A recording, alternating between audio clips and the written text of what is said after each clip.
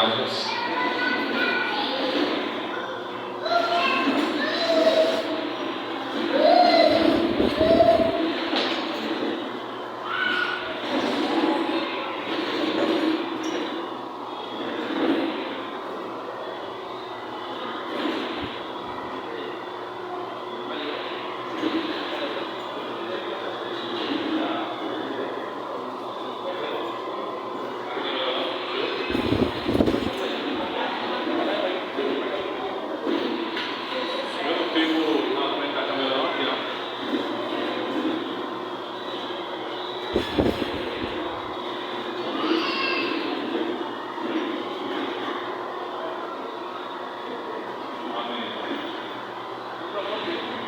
Amém. Queremos agradecer a todos, também agradecer à igreja, em nome do pastor, sobre a contribuição da oferta levantada para a segunda parcela do terreno ali em Escada e a segunda parcela do prédio moldado, que também foi paga. Foi o valor total de R$150 mil. O nosso pastor promoveu 36 horas de live.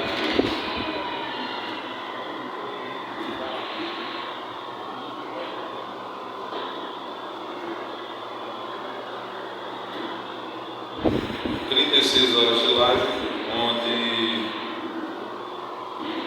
nosso pastor convocou toda a igreja para estarmos orando a Deus, pedindo ao Senhor que o Senhor providenciasse esse recurso para a sustentabilidade da segunda parcela do salão ali em Escada. Quando começou a meia-noite,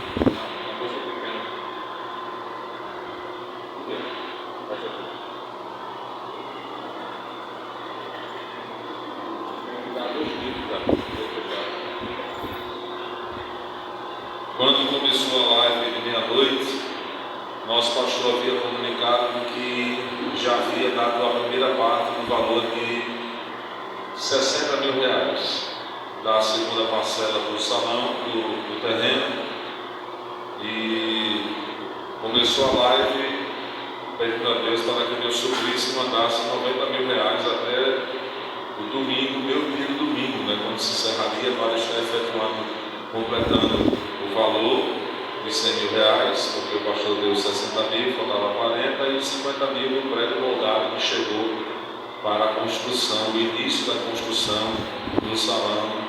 Um desafio muito grande, mas os irmãos acompanharam, contribuíram, oraram e viram que meio-dia e 15, quando estava se encerrando a live, se encerrou também, fechou o valor da contribuição, o valor total, e uma grande vitória da igreja.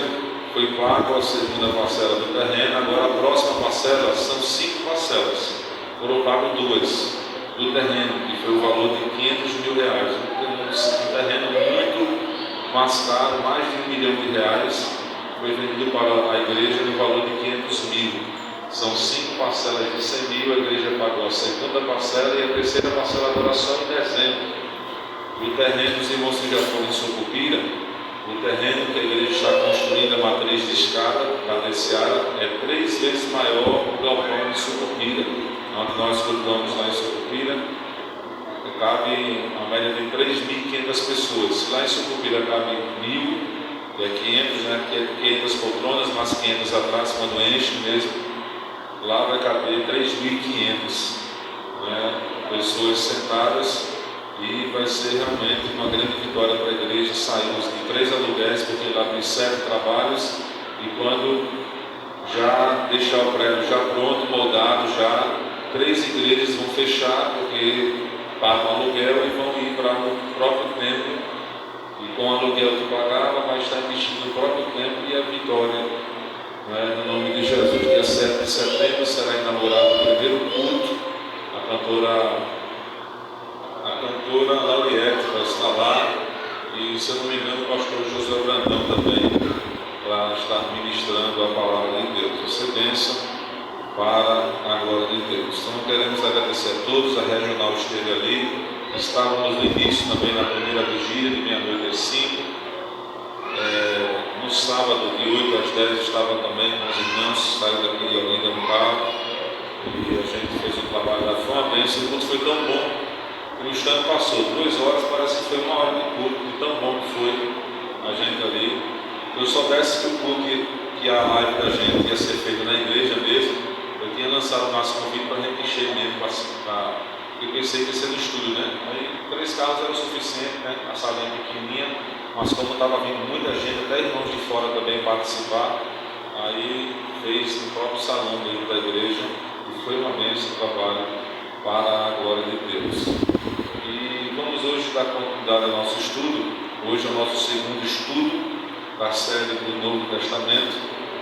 Nós, terça-feira passada, começamos o nosso estudo. Vamos estar falando desses dias sobre o Novo Testamento, né? E para todos nós, servos de Deus, termos uma melhor compreensão do Novo Testamento, nós precisamos voltar um pouco às páginas do Novo Testamento, né? E começamos na aula passada a falar sobre o período interbíblico, que é o período que fica entre o último profeta do Antigo Testamento, Malaquias, e o primeiro livro do Novo Testamento, que é Mateus. Entre Malaquias e Mateus existe um período de 400 anos, não é, de silêncio profético, denominado assim pelos estudiosos, não porque Deus não estava trabalhando. Deus sempre esteve trabalhando, sempre continuará trabalhando em prol do seu povo, mas silêncio profético no sentido de não ter nenhum registro inspirado por algum profeta durante este período. Não houve nenhum profeta, não houve nenhum registro de nenhum livro inspirado durante este período por algum profeta. Encerrou-se com o profeta Malaquias. E Deus, durante o período interbíblico, preparou o ambiente social, cultural, histórico para os dias do nascimento de Jesus, que Paulo, em Gálatas capítulo 4, versículo 4, vai denominar esse tempo de plenitude dos tempos. Jesus nasceu na plenitude dos tempos, ou seja, na medida exata, no tempo exato. Jesus nasce no tempo exato, histórico, cultural, religioso, no tempo ideal. E para nós compreendermos melhor o Novo Testamento, é necessário, se faz necessário entender este período.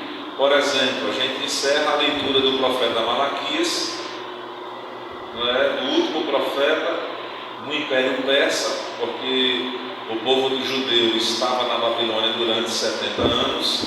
O povo é levado cativo por Nabucodonosor.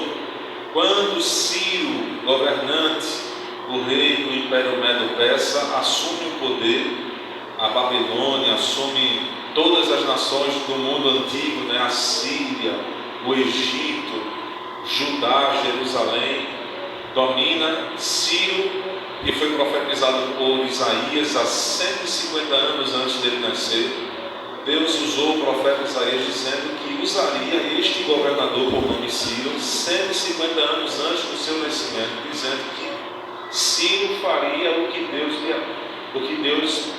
lhe apraz a Deus, e faria aquilo que estava determinado. E através de Ciro, segundo os historiadores, dizem que Ciro, quando assumiu o poder, ele deram a ele as escrituras do profeta Isaías, o rolo do profeta Isaías, e quando ele viu que existia uma profecia acerca de um Deus, de um povo, do povo hebreu, que falara dele há cerca de 150 anos antes, Ciro, ele se achou, ele se achou digno de participar de uma profecia, e em cumprimento à profecia ele coloca em decreto a execução, dando a ordem para o povo hebreu sair da Babilônia, voltar para Jerusalém e reconstruir o templo. Então o povo volta, Ciro já era do Império Medo-Persa, então se encerra o Antigo Testamento com os exilados voltando durante três voltas. A primeira volta com Zorobabel, o sumo sacerdote Josué, não Josué que sucedeu Moisés, um outro sacerdote, um sacerdote chamado Josué, Zorobabel e Esdras, os escribas. Com eles os profetas Zacarias e Azeu voltaram na primeira leva, com 50 mil judeus exilados. Começa a construir as primeiras bases. Depois vem a segunda volta com Esdras. Esdras não veio na primeira, Esdras veio na segunda. E na terceira volta veio Neemias. E termina ali o período do Antigo Testamento com o Império Medo-Persa. Quando a gente vai abrir as páginas do Novo Testamento em Mateus, já é Roma que está dominando. A gente vê, além de Roma dominar, a gente vê um monte de classes políticas, religiosas, escribas, Herodes, Herodianos, Pôncio Pilatos. A gente vê uma série de nomes saduceus, né? E outros nomes zelotes. E a gente fica, poxa, de onde apareceram esses líderes políticos e religiosos? Quem são esses? Roma terminou o Antigo Testamento com Pérsia. Começa o tempo de Jesus, em que momento Roma entrou na história? Roma tomou posse de Jerusalém e de Judá. Então se faz necessário compreender este período de 400 anos, porque todo este período contribuiu numa formação histórica, cultural, social para a época de Jesus. E a gente aprendeu na aula passada que durante este período, depois dos persas, veio o Império Grego através de Alexandre o Grande, quando Alexandre o Grande alenizou todos os povos da época, e através do Império Grego veio a língua grega. Então, no Império de Alexandre o Grande, quase 300 anos dominando, ele consegue levar o Império Grego, helenizar os povos com a língua grega. E naquela época a língua grega se torna uma língua universal, como é o inglês hoje, não é? Aonde você vai comercialmente, viajando, tem que se falar o inglês, é a língua universal para se comunicar em qualquer povo que você for. É o inglês. Na época era o grego, por causa do Império Grego, que conseguiu. Através do Império Grego, a gente aprendeu que veio a contribuição da primeira tradução do Antigo Testamento, pois durante o Império Grego, neste período interbíblico, um general por nome Ptolomeu II solicitou ao sacerdote de Jerusalém, chamado Eleazar, para que enviasse alguns escribas e homens estudados para Alexandria, que era a capital do Egito, para que pudesse traduzir todo o Antigo Testamento que já existia na época, porque Malaquias foi o último profeta, para que pudesse traduzir todo o Antigo Testamento do hebraico para o grego, porque Ptolomeu II queria ter uma cópia, uma tradução das escrituras do povo hebreu na biblioteca de Alexandria. Então o sacerdote Eliezer envia 72 escribas, 6 de cada uma das 12 tribos de Israel, que no total são 72. Eles ficam durante semanas em compartimentos diferentes, cada seu grupo de tribo em compartimentos diferentes, traduzindo do hebraico, que é muito difícil o hebraico, porque o hebraico não tinha vogal, não tinha separação de siglas, era da direita para a esquerda, e a dificuldade imensa do hebraico, principalmente porque quando os hebreus saíram da Babilônia cativo e voltaram para Jerusalém, não falavam mais o hebraico original, porque 70 anos do cativeiro babilônico foi o suficiente para o povo hebreu, para a língua hebraica ser absorvida pela língua dos caldeus, e o povo sai falando em aramaico. Portanto, a língua que Jesus falava dos discípulos na época do povo judeu do Novo Testamento era o aramaico. Talita cumi, maranata, são expressões em aramaico, não é? Então, tudo isso, veja a importância, não é? O Império Grego trouxe a contribuição do grego koiné. O Novo Testamento foi traduzido no grego, através da língua grega. Deus contribuiu para a proclamação do Evangelho, já que todos os povos falavam grego, até o judeu aprendiam nas escolas o grego. como nós aprendemos hoje, os jovens aprendem o inglês e até o espanhol, eles também aprendiam o grego. Jesus falava em aramaico porque era a língua deles natural da época, falava em grego porque aprendeu o grego nas escolas, e falava em hebraico porque os escribas, os rabinos, Jesus era um rabino legalizado, sabia também, conhecia o hebraico, onde só os sacerdotes, os escribas conheciam o hebraico original, mantinham, porque nas sinagogas se mantinham o costume da leitura em hebraico da Torá e dos livros escritos e proféticos, salmos, nas sinagogas, na própria língua. Então, tudo isso ajuda a gente a compreender muita coisa no Novo Testamento. Por exemplo, de onde veio as sinagogas que surgem na época de Jesus no Novo Testamento, que não tinha no Antigo Testamento, surge devido à necessidade, justamente por causa dos cativeiros babilônicos, surgiu a necessidade dos religiosos de quererem criar sinagogas, já que não tinha mais templo. Então a necessidade de levantar sinagogas para que o povo pudesse se reunir semanalmente para aprender as Sagradas Escrituras. Veio o interesse dos judeus em querer alfabetizar o povo que era analfabeto, para aprender o hebraico, não é? Aí quando veio o Império Grego, para aprender a língua grega. Então tudo isso, houve essas contribuições da época. Então depois do Império Grego, que trouxe essa contribuição, mas também do Império Grego, surgiu um camarada chamado Antíoco Epifânio, conhecido como Antíoco IV, ou conhecido entre os estudiosos como o anticristo do Antigo Testamento. O camarada era tão ruim que, ele governava a Síria, ele destruiu as Escrituras, perseguiu e matou muitos judeus na época. Ele profanou o templo, levando uma porca, sacrificando no altar do holocausto, fez atrocidades naquele período, a ponto do povo judeu, por iniciativa através de um sumo sacerdote por nome de Matatias, que era o sumo sacerdote da época, liderou uma guerrilha com os seus filhos chamados de Macabeus, aonde Judas Macabeus, um de seus filhos, deu continuidade a essa guerrilha e conseguiu a libertação dos judeus através desse terrível governador por nome Antíoco Epifânio. E através de Judas Macabeus, conseguindo esta libertação para os judeus, o povo judeu permanece um período de quase 100 anos, de 167 a.C. a 63 a.C., o povo judeu permaneceu num período independente, chamado de período dos Macabeus, onde não tinha nenhum império governando a Judéia. Era diretamente os Macabeus, que eram judeus, da linhagem dos filhos de Matatias, o sumo sacerdote, que conseguiu libertação, porque lutou mesmo com espada e conseguiu libertar-se desse jugo sírio por esse camarada chamado Antíoco Epifânio.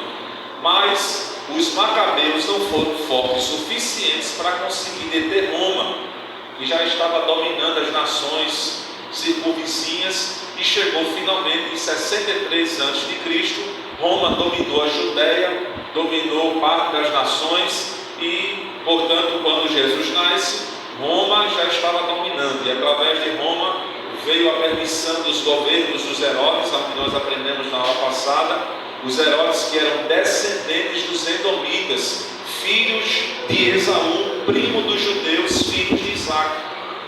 Através dos romanos permitiram que, através de alianças de casamento, permitiram que os Herodes assumissem o governo intermediário entre o povo judeu e Roma. E existiam judeus que aceitavam o governo dos Herodes, que eram os herodianos, e existiam judeus que não gostavam dos governos dos Herodes. Não aceitava ninguém governando os judeus, era para ser o sumo sacerdote, o próprio Deus governando. E existiam aqueles que diziam, para ser governado diretamente por Roma, é melhor ser governado pelos nossos primos, que são os Herodes. Então, tudo isso ajuda a nossa compreensão, para a gente chegar a uma facilidade maior para a compreensão das Sagradas Escrituras.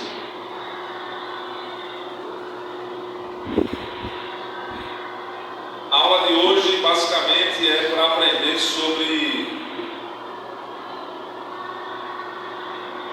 Ô Vinícius, tu consegue colocar aquela mesinha aqui? Que eu deixo o celular e fico com o laser na mão. Essa mesinha aqui, eu deixo aqui apoiando o celular. O objetivo central do nosso estudo hoje é compreender a formação do Novo Testamento a partir dos pontos de vista histórico, cultural e religioso.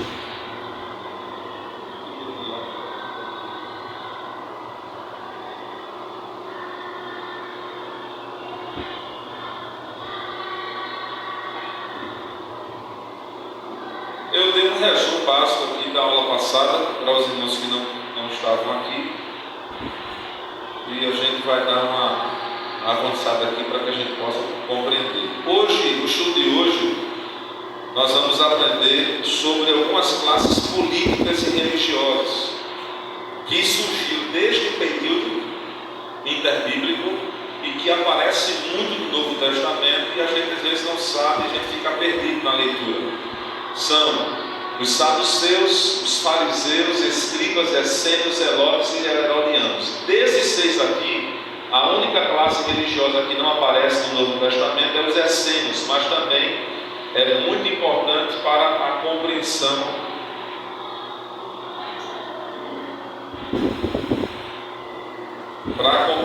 melhor do Novo Testamento.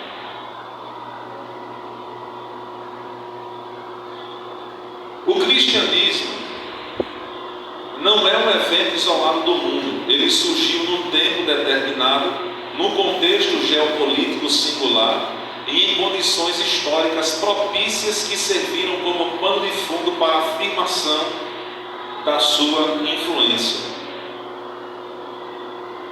É exatamente nesse pano de fundo, Cristo e o contexto histórico em que nasceu, que podemos encontrar as melhores evidências, os melhores vestígios da atuação divina que transformou e deu forma à natureza e mensagem da igreja cristã através do Novo Testamento.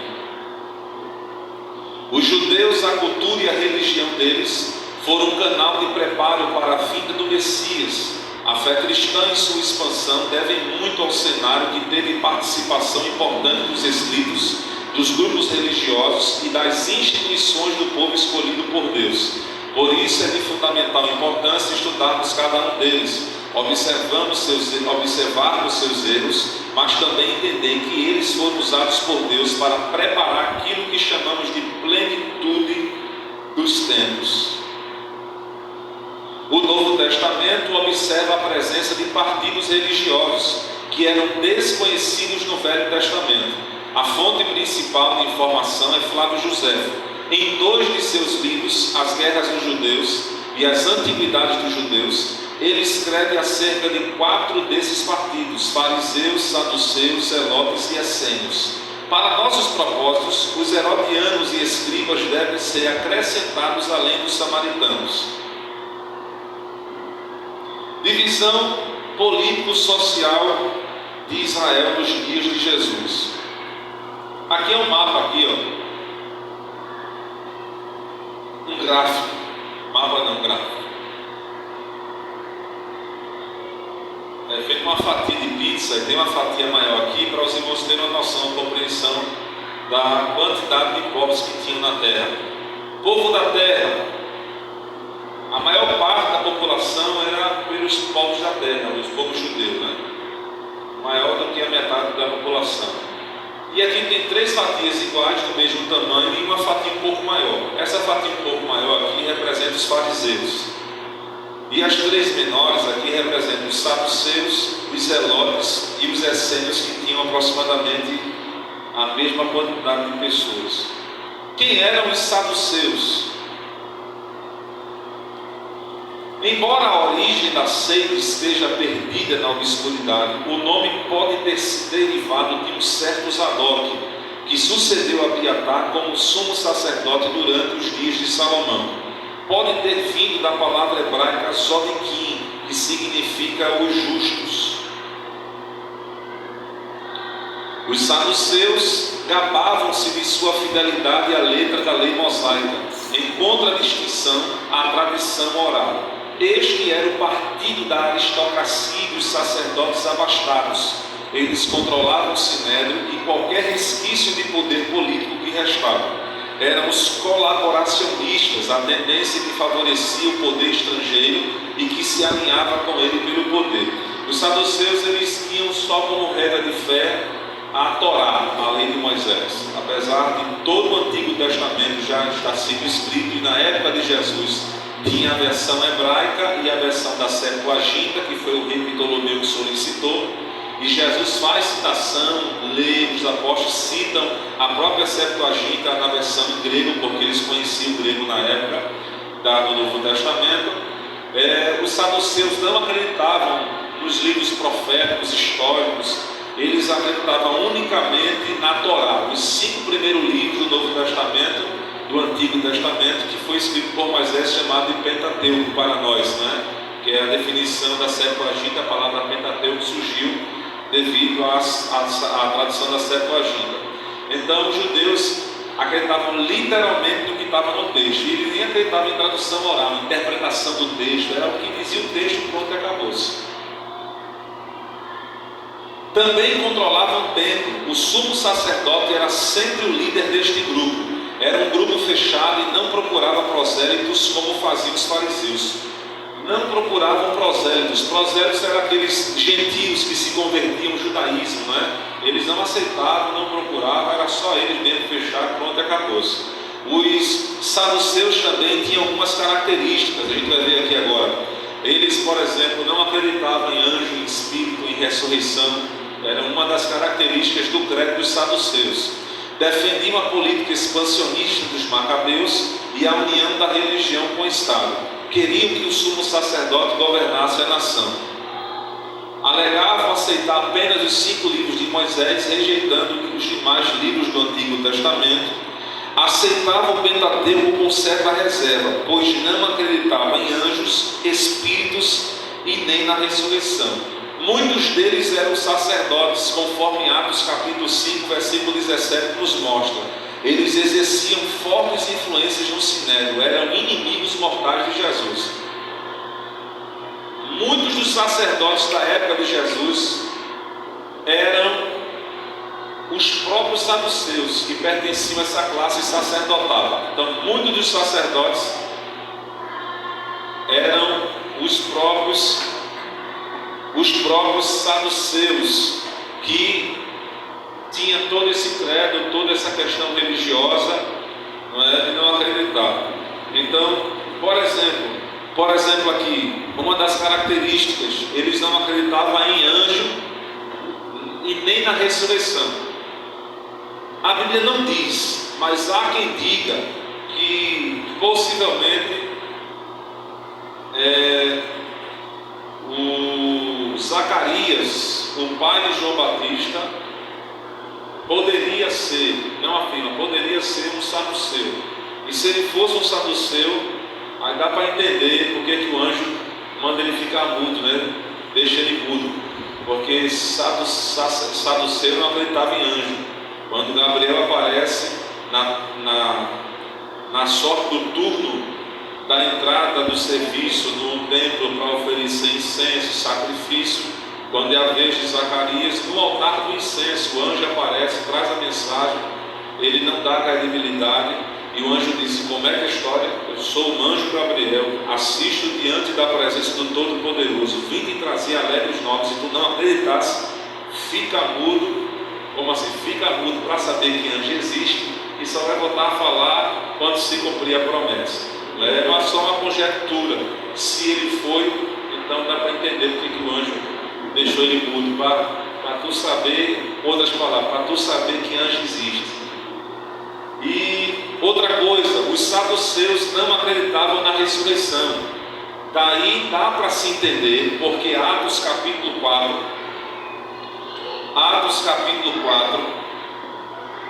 capítulo 5, que é o início da história da igreja primitiva, porque que os saduceus iniciaram a perseguição contra a igreja primitiva. Atos capítulo 4, versículo 2: doendo-se muito do que ensinasse o povo. Versículo 1: E estando eles falando ao povo, sobrevieram os sacerdotes e o capitão do templo e os saduceus. Capítulo 5, versículo 17: E levantando-se o sumo sacerdote e todos os que estavam com ele, e eram eles da seita dos saduceus, se encheram de inveja. A pergunta é: por que foram os saduceus o primeiro grupo religioso a iniciar a perseguição contra a igreja primitiva? Quem responde?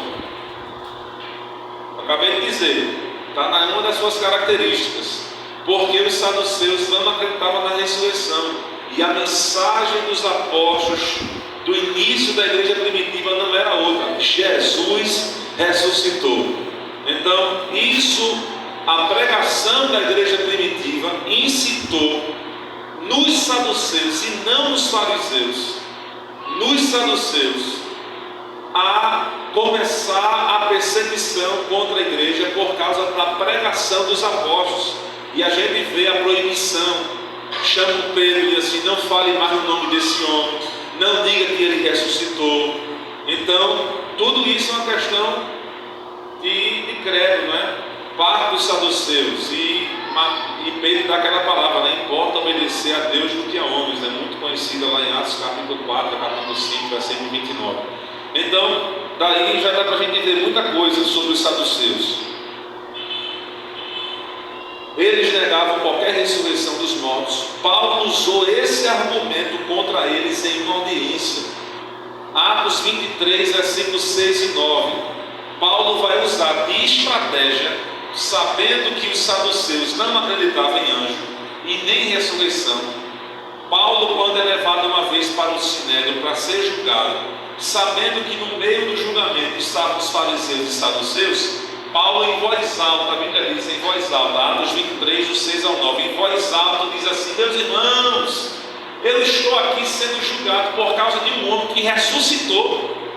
Aí o saduceu, mas não existe ressurreição. Aí os fariseus: existe ressurreição sim, rapaz. Aí Paulo incita no sinédrio, estrategicamente, uma discussão entre eles para se livrar de fininho e sair livre do tribuno, né, do sinédrio, por causa do credo dos saduceus. Aí Paulo incita bem alto, aí começa a discussão. É tão alto que fica lá os fariseus e os saduceus discutindo, e a Bíblia diz que Paulo sai de mansinho depois, e fica lá a briga, a discussão teológica, se ressurreição existia ou não.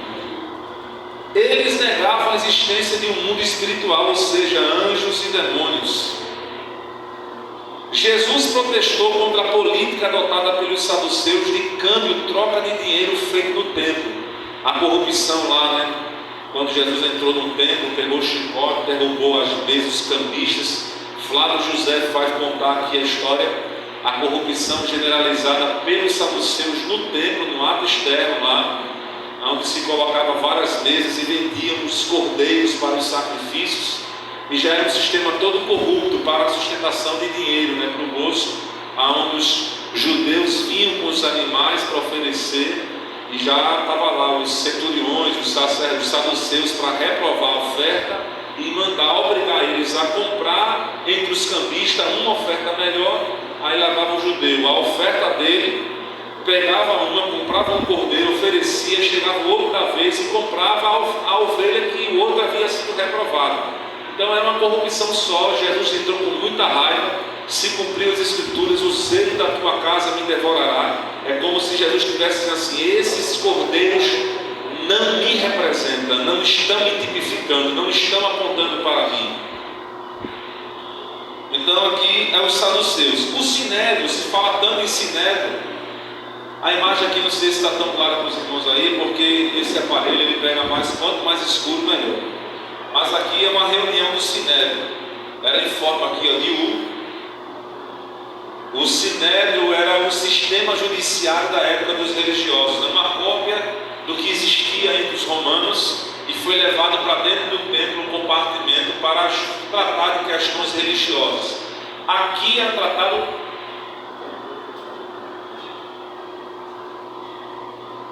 tratado sobre tudo. sobre todas as questões políticas, religiosas entre os judeus eram tratados aqui por 71 pessoas. Não é? O presidente, que era o sumo sacerdote, de um lado ficavam 35 judeus, do outro ficavam 35 judeus. No meio o acusado e 2 escribas oficiais que conheciam a lei e ficavam lá analisando toda a questão conforme a lei de Moisés que dizia. Aqui só não podia tratar de uma coisa, de morte, porque judeu nenhum tinha autoridade para matar nenhum judeu ou nenhum qualquer homem sequer. Esse poder de tirar a vida só pertencia a Roma.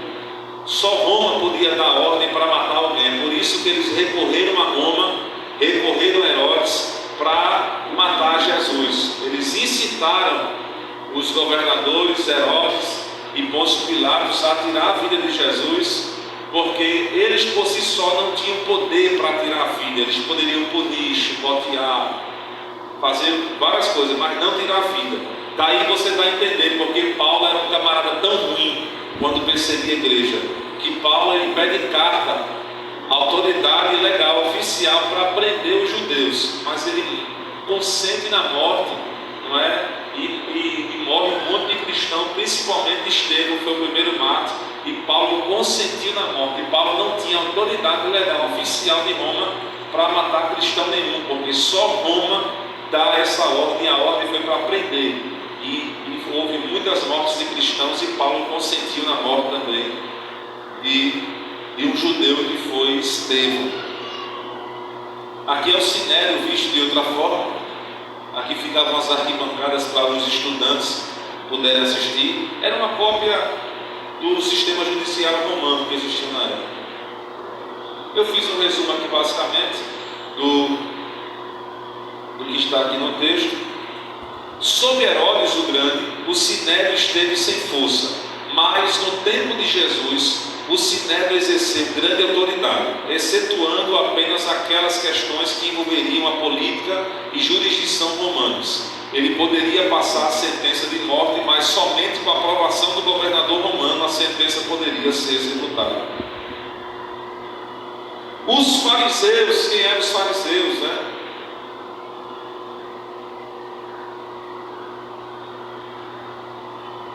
Ele era o grupo maior e mais importante. A palavra fariseu em si significa separatistas, tendo sido provavelmente aplicada como expressão de escárnio aos oponentes. Eles fizeram seu primeiro aparecimento definido como um grupo como este nome durante a época de João Hircano I, no período interbíblico.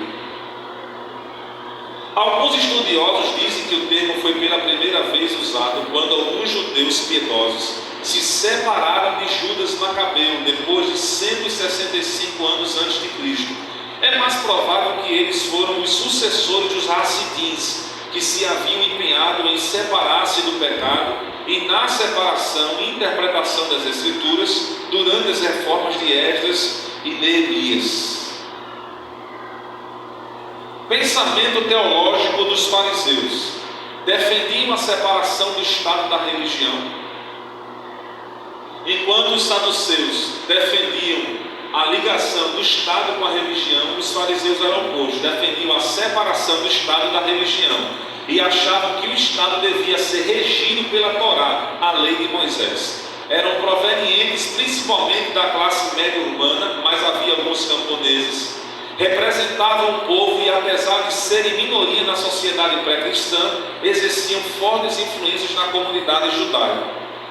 Eram membros do Sinédrio e tornaram-se inimigos implacáveis de Jesus. Os fariseus e Jesus, vamos ver aqui. Devido aos seus erros na ortopraxia, foram duramente exortados por Jesus. Jesus chamou os fariseus de presunçosos, guia de sangue, hipócrita, adoravam ser vistos, viviam de aparências, não aceitavam a reconciliação com os judeus, pecadores e publicanos. Aí são tudo que Jesus falou dos fariseus. Os fariseus tiveram algumas contribuições boas também. As sinagogas, o desejo de levar a lei ao povo, a alfabetização. Tiveram algumas contribuições. Jesus, por exemplo, ele não condenava os ensinamentos dos fariseus, O problema dos fariseus não era o teor teológico, porque a parte teológica deles, do credo deles, batiam com o credo verdadeiro das Escrituras. O problema é porque eles não faziam o que eles ensinavam. E Jesus combateu muito isso. Olha, façam o que eles dizem, só não façam o que eles fazem. Então eles eram hipócritas porque eles não cumpriam aquilo que eles ensinavam e aquilo que eles criam. Então o problema não está na questão teológica do credo deles. Eles acreditavam em anjos, em espírito, em demônios, em anjos, em ressurreição, não é? Só não reconheceram que Jesus era o Filho de Deus, o Messias, o que veio enviado. Mas a questão geral mesmo, ninguém acreditou, né? Vamos botar de maneira geral, né? Quem eram os essênios? Há quem diga, por exemplo, há quem diga que os judeus messiânicos dizem que o modelo do Pai Nosso que Jesus disse lá em Mateus capítulo 6, o modelo, já era um modelo que os próprios fariseus estabeleceram, né? E Jesus só faz ratificar o padrão de oração que já era feita pelos fariseus, né? Até na oração o padrão era correto. O problema é só porque eles eram hipócritas, né? Quem eram os essênios? O nome essênio procede de uma palavra hebraica que significa pio, santo, porém se considerava tão puros e especiais para Deus que seriam usados como instrumentos divinos e não aceitavam as práticas dos fariseus e saduceus em Jerusalém, porque diziam que os sacerdotes eram indignos e usavam o calendário errado, e por isso a maior parte deles viviam em comunidades em áreas desertas. Os essênios são grupos de judeus que não concordavam com o sistema político e religioso da época de Jesus, do Novo Testamento. Eles não concordavam. Para eles o sistema religioso estava corrompido e o político muito mais. Político porque era Roma governando sobre os judeus, religioso porque era uma confusão só, política mais religião, saduceus misturados, não é? O templo corrompido, não é? Já politizado, muita corrupção, as classes sacerdotais não eram redigidas mais pela linhagem levítica, era toda uma questão política, todo um histórico de ordem de assassinatos e mortes para defender, para assumir o poder. Então eles não aceitavam o sistema sacrificial, Deus não era mais lá, Deus não estava mais no templo dos judeus. Então os essênios se reuniram, saíram da Judéia e foram morar nos desertos, habitaram lá, foram morar como nômades lá em cabanas, em cavernas, e foram morar por lá. E no grupo dos essênios eles eram bem extremistas mesmo. Os camaradas eram bem separados. Se os saduceus e fariseus eram uma classe religiosa bem separatista, bem extremista, os essênios eram muito mais. Não permitiam mulheres no meio deles. Era como fosse um grupo religioso comunista, um negócio bem sério mesmo, um ponto de matar, de punir. E eles foram para os desertos, acreditavam. O que fala muito sobre esses essênios aqui são aqueles manuscritos que foram encontrados no Mar Morto, no deserto do Mar Morto, né? Os achados de Qumran, os manuscritos de Qumran. Em 1948, um pastor beduíno encontrou uma caverna com vasos, com vários pergaminhos. Dentre eles existiam vários pergaminhos dos livros proféticos, profetas maiores, menores, escritos, salmos. Várias partes daquilo da Bíblia que nós temos hoje foi encontrado, datados da época de 1 ano antes, de 100 anos antes de Cristo. Pergaminhos e rolos que foram encontrados, datados da época de 100 anos antes de Cristo. Ou seja, foram escritos no período interbíblico. E lá também estavam rolos da cultura, contando a cultura desses povos essênios que viviam lá, e fala lá sobre a cultura, o credo da religião. Eles acreditavam em 3 Messias, um sacerdote, um profeta que viria para sofrer e um que viria para reinar. Há quem diga, existem teólogos, historiadores e arqueólogos, como exemplo, Rodrigo Silva, que é um grande arqueólogo historiador da Adventista Sétimo Dia, né? Tem um canal no YouTube. Rodrigo Silva ensina que João Batista tinha influência, sofreu influência essênica quando foi morar no deserto da Judéia, né? E lá em Lucas capítulo 80 diz que João Batista foi morar nos desertos até o dia que haveria de se mostrar a Israel. E alguns estudiosos acreditam que ele foi morar lá, habitar com os essênios, foi criado pelos essênios. A Bíblia não diz isso, existe muita controvérsia se João Batista realmente foi criado entre os essênios ou sofreu alguma influência. Por exemplo, nos manuscritos de Corão foi contado que lá entre os essênios existia um ritual de purificação de banhos. Aí alguns ensinam que o batismo em água foi uma influência que João Batista sofreu já de ritual de purificação entre os essênios, sendo que não tinha nada a ver o batismo em água de João Batista com relação à purificação diária dos essênios. Então, acredita-se que a maior parte dos grandes estudiosos que João Batista não foi um essênio, não sofreu nenhuma influência essênica, né? Então, são esses os essênios. Acreditavam que Deus faria cessar a era perversa em resposta às suas vidas boas e suas orações, e que o final que tanto almejavam seria marcado pela aparição de um príncipe da linhagem de Arão, um príncipe guerreiro, o Messias davídico, que derrotaria as forças do mal, e um profeta revelaria a vontade de Deus. A comunidade estabelecida nos mosteiros da extremidade noroeste do Mar Morto era provavelmente uma comunidade essênia. Pensamento teológico dos essênios. Estes representavam o desenvolvimento na extrema direita entre os fariseus. Era uma ordem distinta na sociedade judaica, mas que uma seita dentro dela. Sendo o elemento mais conservador dos fariseus, eles enfatizavam a observação minuciosa da lei, formavam a comunidade ascética ao redor do Mar Morto e viviam uma vida rigidamente devota. A partir dos documentos de Corão, parece que eles aguardavam o Messias que iria combinar as linhagens real e sacerdotal numa estrutura escatológica.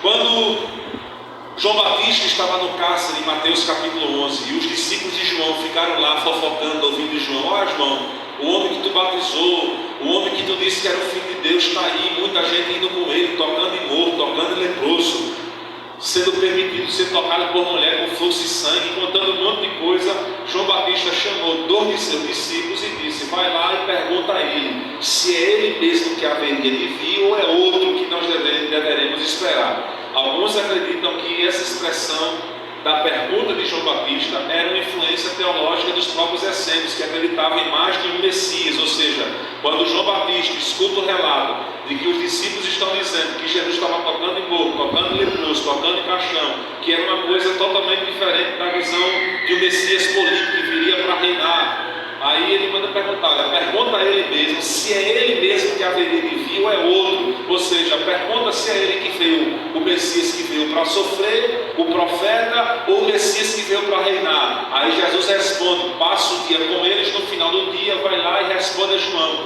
os leprosos são purificados, os surdos ouvem, os mudos falam, os cegos ouvem, os mortos são ressuscitados, aos pobres é anunciado o evangelho do reino. E ele sai para dizer a João que as características de Jesus eram a característica do Messias que veio para sofrer primeiro e ser morto na cruz do Calvário.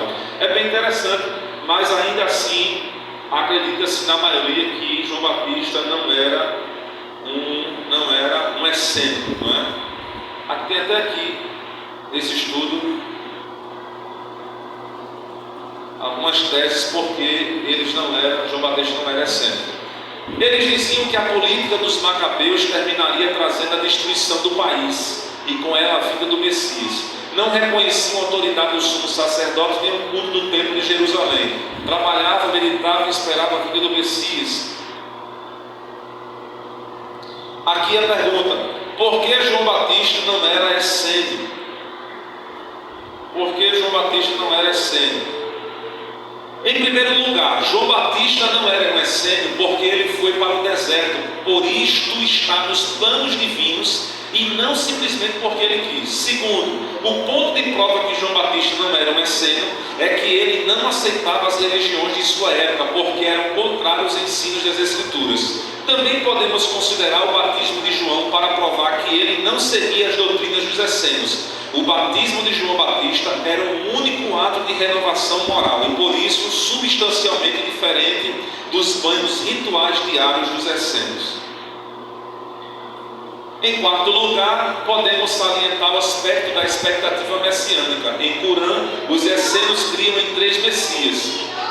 Outra diferença é que João realizava o batismo aos que se arrependiam, aos seus seguidores, mas os essênios se banhavam por si. É só uns argumentos mostrando por que João Batista não é essênio. Vale lembrar que o fundador dos essênios foi um sacerdote que tinha o título de mestre de justiça. O Messias sacerdotal deveria ser alguém superior em hierarquia ao Messias de Israel devido às posições sacerdote e lei. João Batista estava muito longe de uma crença como esta. Ele cria no único Messias, o Senhor Jesus Cristo. Quem eram os zelotes? Os zelotes reagiram à influência estrangeira, procurando destruir o inimigo. Eles criam que Deus só remiria o seu povo quando os romanos fossem expulsos do solo. O grupo dos zelotes foi fundado por Judas da Galileia em 6 anos depois de Cristo. Eles afirmavam que o pagamento de impostos aos romanos era traição contra Deus. Tiraram seu nome do selo mostrado pelos macabeus quando lançaram de si o jugo da Síria. Os romanos se referiam aos zelotes como sicários ou homens do punhal, porque agiam constantemente com essa arma. Os zelotes eram judeus que acreditavam que o Messias surgiria no contexto de guerra. Eles acreditavam que o melhor cenário para o Messias aparecer era o contexto de guerra. Então, eles andavam sempre com esses punhais, porque eles eram sanguinários, matavam romanos, matavam publicanos. Esses camaradas eram ruins mesmo. Eles acreditavam que o poder vinha através de guerrilha, de espada, não é? Acreditavam que eles iam contribuir para o cenário ideal para o Messias aparecer. Entre os 12 discípulos tinha um chamado Simão, o Zelote. Entre o grupo de Jesus tinha um camarada desse credo aqui, que andava com o punhal do lado, bravo, metido a bravo, que acreditava que o Messias ia aparecer com guerra. Eles matavam os romanos, centurião, se vacilasse, matava publicano. Não odiava publicano, porque publicano eram judeus que trabalhavam para Roma, coletando impostos dos judeus para o Império Romano. Isso aí para eles era algo absurdo, coletar impostos para Roma. Então foi por causa desses camaradas aqui que surgiu, que veio o cerco de Tito sobre Jerusalém, 70 anos depois de Cristo, quando Jesus disse para o templo: deste templo não ficará pedra sobre pedra que não seja derribada. E se cumpriu 70 anos depois de Cristo, quando Roma, porque apesar dos governos, tinha sim uma liberdade religiosa. Na época de Jesus, Roma não proibia os judeus de adorar o Deus deles. O que existia era a tributação de impostos, existia sim um controle político, um controle, mas não existia essa opressão como acontecia lá no Egito, chicote. Então não existia sim uma liberdade religiosa. Mas foi através desses camaradas que montavam a sua guerrilha enfrentando Roma, que veio o cerco de Tito sobre Jerusalém, destruiu, acabou com tudo, a ponto de 100 anos depois de Cristo, um judeu sequer não podia pisar, foi dispersado entre todos os povos e nações por conta desses camaradas aqui. E entra o controle e a vontade de Deus soberano na permissão da história, no cumprimento da profecia do próprio Cristo, que falou que Jerusalém seria sitiada. Então, os zelotes eram esses camaradas aí. Acreditava na luta armada.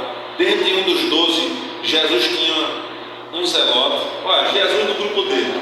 Jesus tinha Galileu. Jesus tinha pescadores. Galileus pescadores. Jesus tinha ladrão, que era Judas. Tinha publicano, que era Mateus, chamado de Levi, que coletava impostos. Tinha zelotes. O time de Jesus pegou o pior grupo para fazer a melhor missão. Fosse ao contrário hoje, vamos abrir a melhor empresa, vou investir meu capital com a melhor empresa e vamos pegar todo mundo que não tem currículo. Ninguém faz isso. Jesus pegou os camaradas pior que tinha. O discípulo de João Batista dava 10-0 no discípulo de Jesus. Jejuava, seguindo o ritual, tudo certinho. O de Jesus comia sem lavar a mão, não respeitava nada, não orava. Jesus não orava uma hora comigo. Então os camaradas eram problemáticos. Jesus 3 anos ensinando, eu sou manso e humilde, e os camaradas com faca no punho lá. Quando veio os sacerdotes com os guardas para prender Jesus, Pedro estava com um facão do lado. Jesus dizendo, eu sou manso e humilde. O camarada com um facão lá e tentou matar, mas era tão ruim, graças a Deus, que acertou só na orelha do soldado que foi cortado a orelha. Então, Jesus montou um grupo que não foi muito bom não. Pegou os camaradas da região da Galiléia, os desprezados, né? Os desprezados, formou o grupo dele e deu certo. Estamos aqui, cara de Deus, Jesus ressuscitou, e os apóstolos, Jesus sabe quem escolhe, diga amém. Amém. Os escribas, quem são os escribas? Os escribas são os mestres da lei, né? Um dos escribas mais nomeados, grande homem de Deus, foi o próprio escriba Esdras, né? No Antigo Testamento, que foi o responsável em compilar todos os escritos inspirados no Antigo Testamento. Camarada que trouxe a renovação da lei lá para a volta do exílio, quando o povo voltou para Jerusalém. O camarada era conhecido como o segundo Moisés entre o povo hebreu. Ele era um homem muito respeitado, né? Também chamados de mestres da lei nas passagens do Novo Testamento. Os escribas não eram estritamente falando uma seita, mas sim membros de uma profissão. Eram, em primeiro lugar, copistas da lei. Vieram a ser considerados autoridades quanto às escrituras e por isso exerciam uma função de ensino. De onde surgiu os escribas? Surgiu devido à necessidade de ter homens de autoridade em copiar os escritos sagrados. Veio o cativeiro babilônico, perdeu-se a língua original. Então os escribas, surgiu um grupo de homens para estudar, para alfabetizar o povo, para conhecer as línguas, conhecer o hebraico, conhecer a língua aramaica. O povo perdeu o hebraico, mas os escribas mantiveram conhecendo o hebraico. Tinha que conhecer, porque quando o povo voltou para Jerusalém, o povo só falava em aramaico, não conseguia mais ler as escrituras em hebraico. Quem que lia? Os escribas. E a Bíblia diz lá no livro de Neemias que Esdras leu o livro diante de todo o povo, e quando ele leu em hebraico, ele teve que dar o significado da interpretação, porque o povo não compreendia mais o hebraico, teve que interpretar e ensinar o povo no hebraico. Então surgiu devido à necessidade da perca da língua original para manter os ensinos. Através deles veio também as sinagogas. Então eram camaradas que na época eram pergaminhos que escreviam, então eles conheciam a lei de cor, de tanto copiar, de traduzir, copiar, recopiar. Os camaradas tinham a lei na mente, na cabeça já, toda a lei, estatuto, tudo na cabeça deles. Então eram camaradas que eram reconhecidos como grandes autoridades do conhecimento da lei de Moisés. Então eram grandes autoridades. Pensamento teológico. Sua linha de pensamento era semelhante à dos fariseus, com os quais aparecem frequentemente associados no Novo Testamento. Os mais famosos do primeiro século foram Hillel e Shammai, ambos fariseus. O primeiro era mais liberal, brando, e o segundo era extremamente conservador nas questões da lei. Cada um era influenciador dentro dos costumes judaicos. Quem eram os herodianos? Os herodianos eram um grupo de judeus que aceitava e apoiava o governo intermediário dos Herodes entre os judeus e os romanos. Eram os crentes que gostam de política. Os herodianos apoiaram a família dos Herodes como reis. Os Herodes eram originalmente uma família edomita e governavam o país para os romanos. Os edomitas tinham afinal certa afinidade com os judeus por serem descendentes de Esaú. E os judeus acreditavam que o governo intermediário dos Herodes era melhor do que a autoridade direta de Roma. Então os herodianos achavam melhor. É melhor os nossos primos nos governando do que Roma aqui direto com os imperadores profanos, terríveis que são. Os herodianos aceitavam bem que Herodes o Grande fizera por Jerusalém ao promover um novo templo. Herodes o Grande reformulou o templo, renovou, ajudou a construir várias sinagogas, né? Apesar de apoiar os fariseus em sua objeção ao pagamento de impostos a Roma, eles reagiram contra Jesus quando ele curou o homem com a mão ressequida no sábado. Pensamento teológico dos herodianos. Os herodianos criam que os melhores interesses do judaísmo estavam na cooperação com os romanos. Seu nome foi tirado de Herodes o Grande, que procurou romanizar a Palestina em sua época. Os herodianos eram mais um partido político que uma seita religiosa.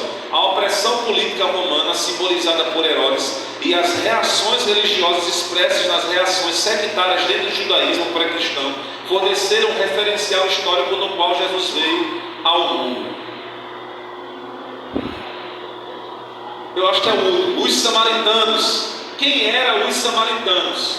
São 9 horas em ponto, a gente vai concluir. Quem eram os samaritanos? A gente tem que voltar um pouco à história. O reino de Israel, da monarquia de Israel, quando ele vê a presença dele, ele fica assustado. O reino de Israel, quando começou por Saul, era um reino único. Saul, Davi e Salomão, reino único. Depois que Salomão morre, sucede o seu filho Roboão, o reino se divide em dois. Fica de um lado Roboão e do outro Jeroboão. Roboão fica com Judá, que é Jerusalém, reino do sul, e Jeroboão fica com Israel, com a capital Samaria. Então, em Israel, que é o reino do norte, capital de Samaria, vai suceder aqui 19 reis. Observação: nenhum rei que passou por Israel foi bom. Nenhum. Se você pensar num rei bom, ele era do reino de Judá.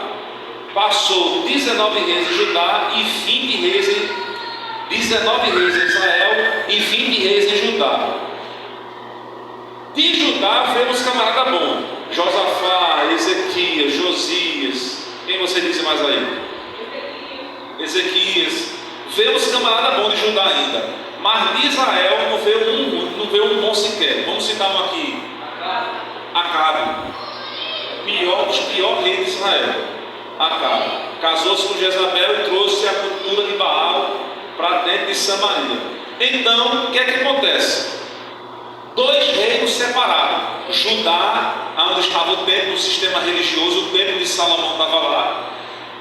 No reino do norte, Israel, capital de Samaria, ficaram 10 tribos.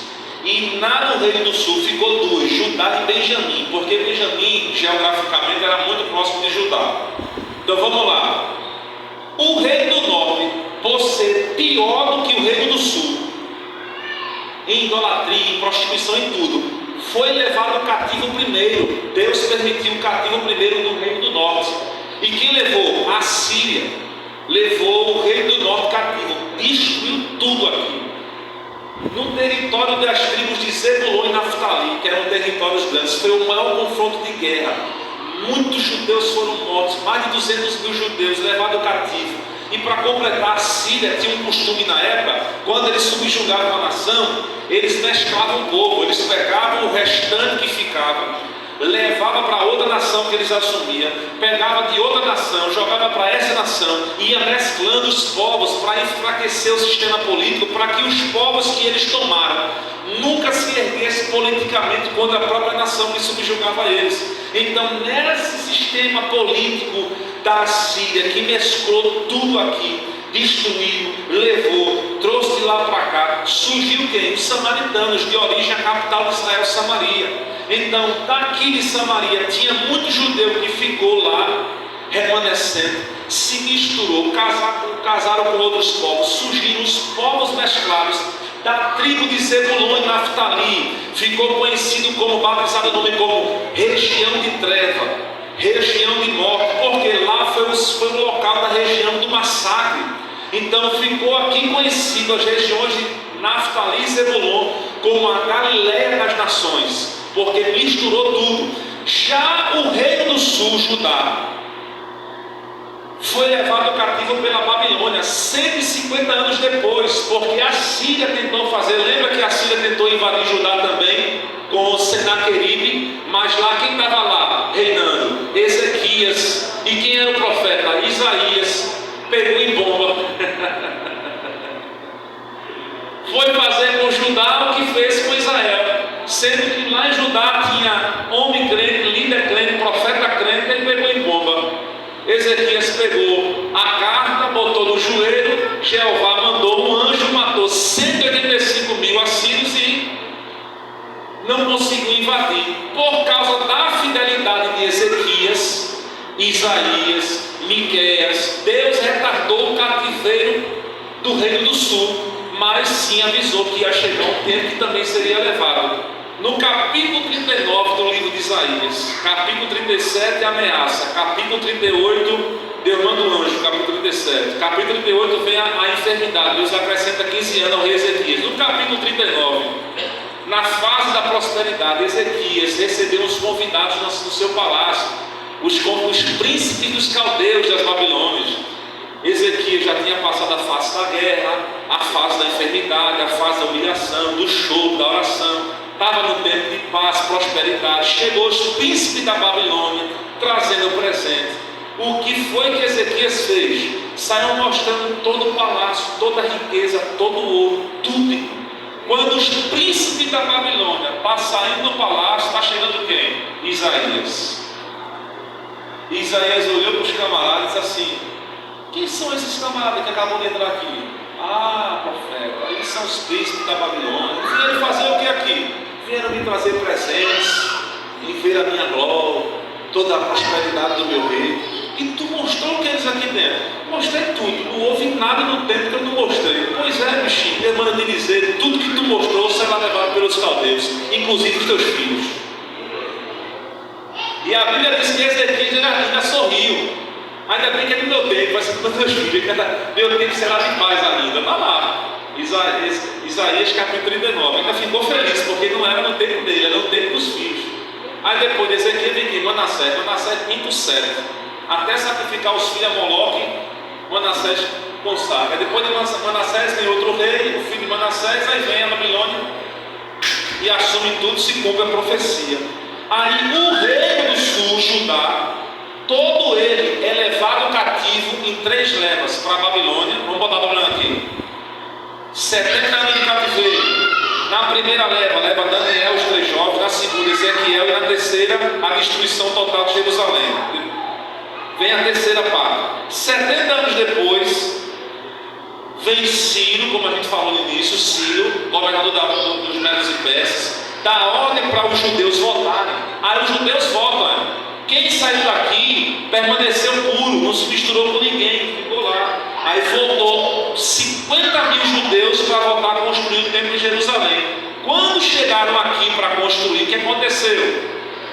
As tribos do norte, que já estavam mescladas, tudo misturado, judeu misturado com sangue de um monte de nação, os samaritanos. Quando soube que os judeus voltaram da Babilônia para construir o templo, lá em Esdras diz que os samaritanos, os judeus mesclados, foram lá se apresentar em Jerusalém e disseram para Zorobabel, para Esdras e para Josué, para Zorobabel e Josué: deixa também a gente construir o templo do Senhor, porque é o nosso mesmo Deus. Inclusive na época da Síria, o nosso rei nos permitiu muitas vezes sair daqui, vir para cá, e a gente chegou primeiro que vocês. Eu ficava oferecendo altar aqui, ó Deus, levanta o teu templo, levanta, somos o mesmo povo. Aí Zorobabel, que era o governador dos judeus, e Josué, o sumo sacerdote, assim: só vai construir quem veio da Babilônia, quem permaneceu puro, segundo a ordem de Ciro. Você não tem vez com a gente não, pode lavar daqui.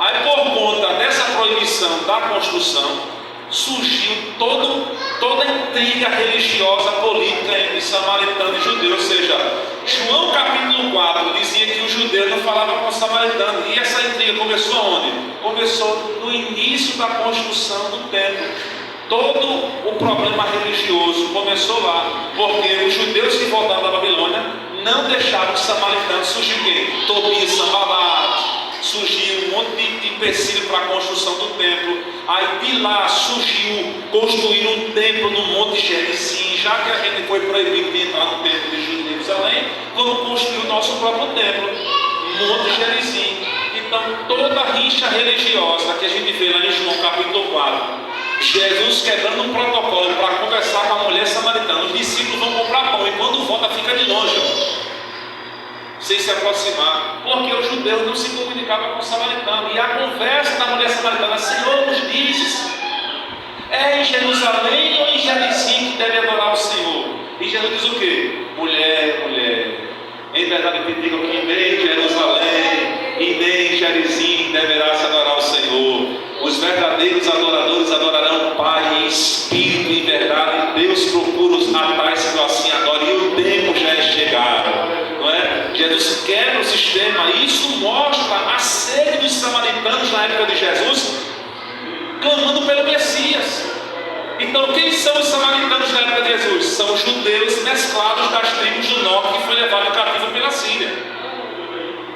E eles voltaram, foram excluídos do templo desde o início da reconstrução, nunca foram permitidos de acesso, ou seja, eram excluídos.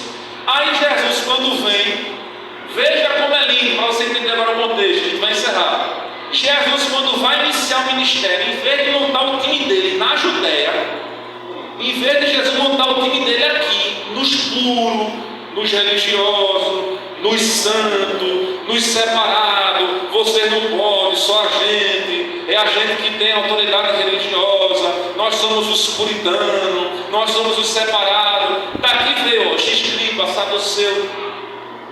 Todo o sistema político religioso ruim que perseguiu Jesus veio daqui, dos puros.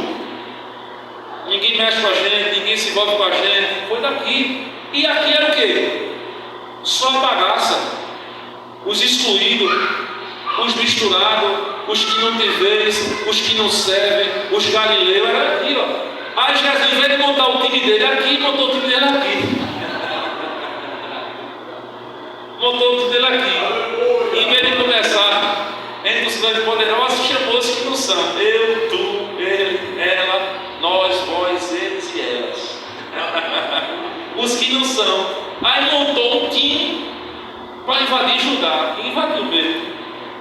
Então, Jesus pega, aí se cumpre as escrituras que diz de Zebulon e Naftali, aonde tinha sombras de morte, Isaías profetizou, aonde era conhecido como sombras de morte, a Galileia das nações, a luz raiou, porque Jesus, quando foi batizado, foi para Cafarnaum, para a Galileia. E quando ele chegou na Galileia, se cumpriu a escritura: e tu, Zebulon e Naftali, conhecida entre as Galileias das nações, que habita a treva, só tem coisa ruim para contar de ti, mas em ti raiará a luz. O Messias vai pisar na tua terra, o Messias vai te alcançar, o Messias vai trazer daí, vai levantar. Então Jesus cumpre aqui, nos rejeitados. Aí por isso que tinha samaritano, tanto gentio, não é? Porque os samaritanos sedentos foram tanto tempo excluídos e Jesus montou o seu time. Então é basicamente isso. De onde vêm os samaritanos? Aqui é os textos que a gente acabou de falar. Texto. Deixe não, Jesus. Mas não são. Trocou as brigadeiras.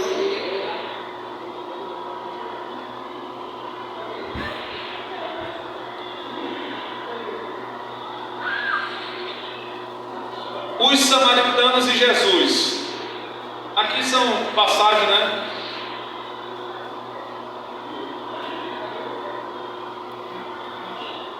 Quando a gente for estudar o livro de Lucas, a mensagem do livro de Lucas, Lucas é quem mais fala dos rejeitados, porque Lucas é o único gentil que escreveu a Bíblia. Lucas vai falar mais do samaritano, vai falar mais de mulher, vai falar mais de publicano, vai falar mais de... Vocês vão ver aqui. É ele quem mais vai falar dos rejeitados. Jesus veio para tudinho.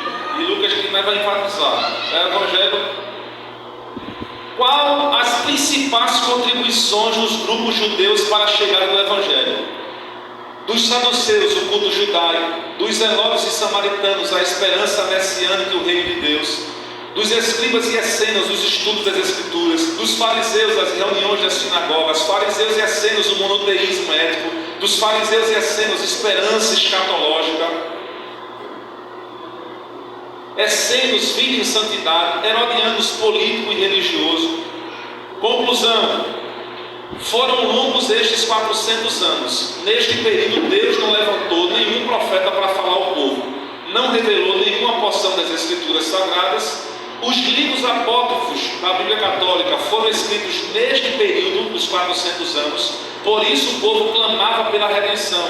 Quando apareceu João Batista pregando no deserto, todos queriam ouvi-lo. E ele veio para anunciar ao povo que as boas novas de Deus estavam prestes a chegar. Não eram as palavras, era a palavra em carne. Diga amém por isso.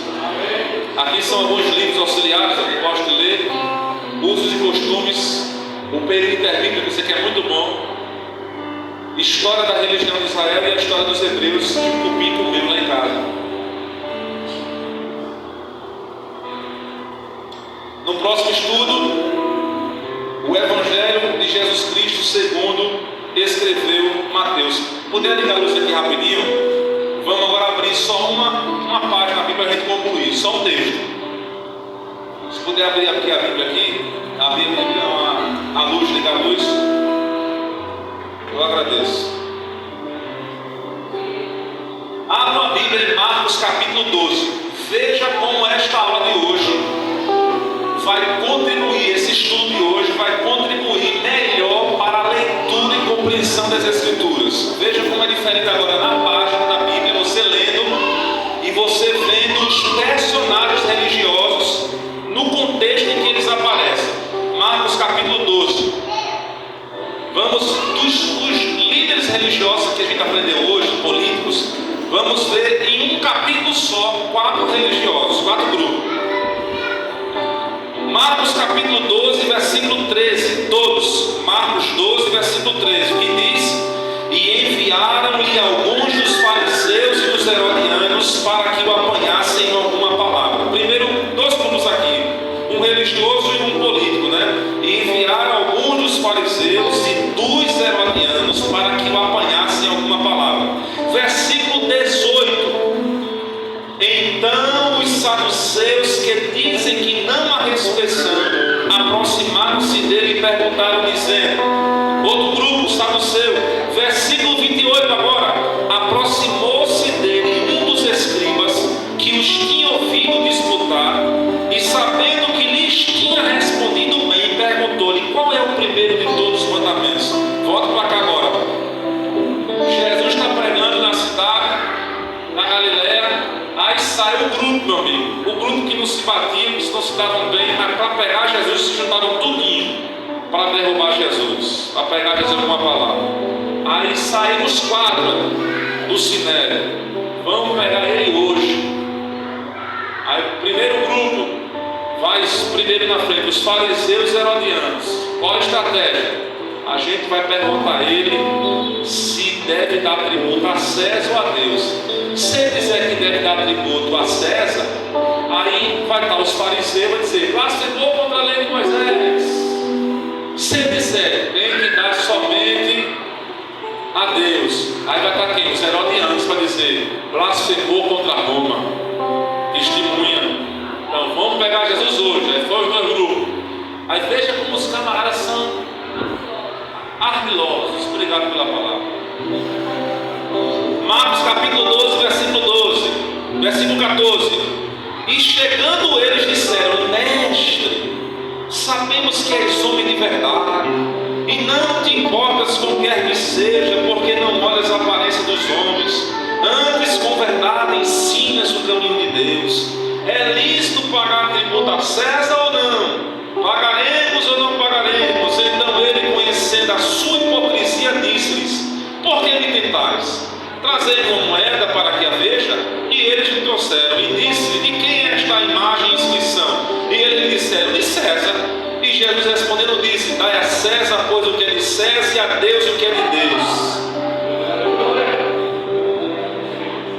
Aí os fariseus herodianos saíram de fininho, de cabeça baixa. Aí entra em quem agora?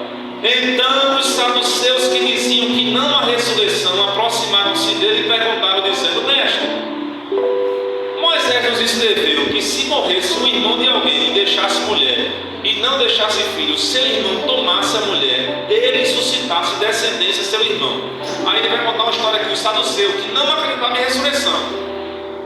Ora, esse homem, essa mulher, casou-se com 5 irmãos seguidos. Nenhum deles teve filho, casou com 5 irmãos. No final da ressurreição, nem lembra de ressurreição, no céu. Ela vai ser mulher de quem? Se casou com 5, não teve filho. Aí, olha o que Jesus diz. Versículo 24. E Jesus respondendo disse-lhe: porventura não errais vós em razão de não saberes as Escrituras nem o poder de Deus? Porquanto, quando ressuscitarem dos mortos, nem casarão, nem se darão em casamento, mas serão como os anjos nos céus.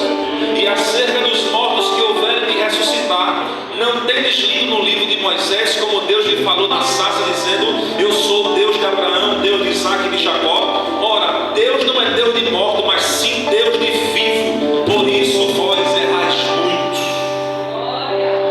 Quando o saduceu cabeça baixa, sai, entra agora quem? O escriba. Versículo 28. Aproximando-se dele o escriba, que os tinha ouvido disputar, sabendo que lhes tinha respondido bem, perguntou-lhe: qual é o primeiro de todos os mandamentos? E Jesus respondeu: o primeiro de todos os mandamentos é: ouve, Israel, o Senhor nosso Deus é o único Senhor. Amarás o Senhor teu Deus de todo o teu coração, toda a tua alma, todo o teu entendimento, toda a tua força. E este é o primeiro mandamento. E o segundo semelhante a este: amarás o teu próximo como a ti mesmo. Não há outro mandamento maior do que este. E o escriba lhe disse: muito bem, mestre, e com verdade disseste que há um só Deus e que não há outro além dele, e que amar de todo o coração, de todo o entendimento, de toda a tua alma, de toda a tua força, e amar o teu próximo como a ti mesmo, é mais do que todos os holocaustos e sacrifício. E Jesus, vendo que havia respondido sabiamente, disse-lhe: não estás muito longe do reino de Deus. E já ninguém ousava fazer nenhum tipo de pergunta. Ele, bom, o que Jesus disse, ele disse: tu não está muito longe do reino de Deus, não. Vamos ficar em pé, agradecer a Deus nesta noite pela palavra, pelo ensino. Eu sei que é muito enfadonho, né? O estudo de ontem, da aula passada, o estudo de hoje, muita história, muito contexto, mas faz parte para a nossa compreensão melhor das Escrituras. Isso a gente aprende na faculdade de teologia, os alunos aqui aprendem na tarde, não é? Se faz necessário. Na próxima aula vamos estudar a mensagem de Mateus, na outra a mensagem de Marcos, a mensagem de Lucas, a mensagem de João. E a gente vai ter uma compreensão muito melhor dos evangelhos para os pregadores, para as irmãs que gostam de pregar, de ler, de aprender, de conhecer, vendo quem é cada autor, para quem escreveu, com que propósito, as características dos autores, o que ele trata nos livros é muito importante e a nossa compreensão aumenta muito maior. E se eu fosse você, aproveitava o embalo para estudar os evangelhos, ler a Bíblia toda, a biografia de Jesus, nos 4 primeiros livros do Novo Testamento. Já é um embalo, já é um discipulado. Você está aprendendo aqui e vai ler em casa. Você tem uma semana para ler o livro de Mateus até terça-feira que vem. São 28 capítulos. Depois Marcos. Depois de semana ler Lucas. Depois João, e você vai estar craque. Craque para começar o período a ler, aproveitar a salvação. Fazer o curso, né? Discipulado, né? Aí já é um curso discipulado aqui, né? Dia 2, domingo, ensaio do grande coral, jovens às 14 horas em Casa Amarela.